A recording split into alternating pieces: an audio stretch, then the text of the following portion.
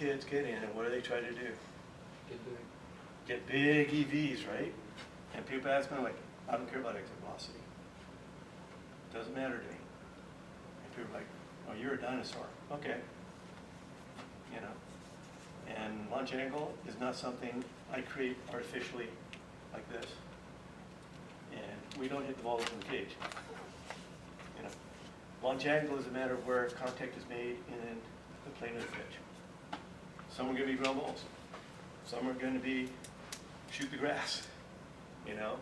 Some are going to be line drives. Some are going to be doubles, fly balls. There's going to be any amount of context in that zone can be calculated. And what people forget, it's also a compound angle. It's not just a straight angle. Because particularly at the highest level of this game, I'm never going to be perfect in that line. Minor deviations, and I'm going to be a little bit off angle. But the idea is, follow the ideal, I'm going to stay in that line. So again, remember, balls come off the bat there. This is a different angle than this. So when we talk about exit velocity, that means I just scored the ball up. Okay?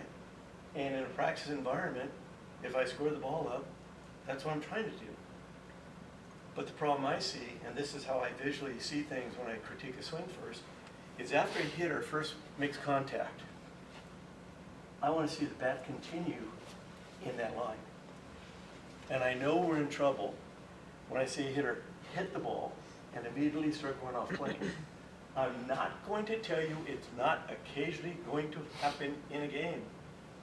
Look, you know, we've got microseconds, we get to a position and we're going to have to afford contact.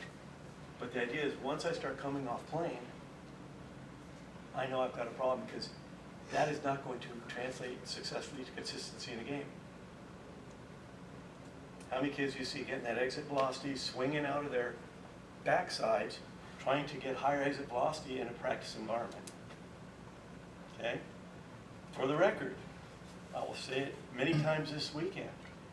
I laugh when I watch people quantify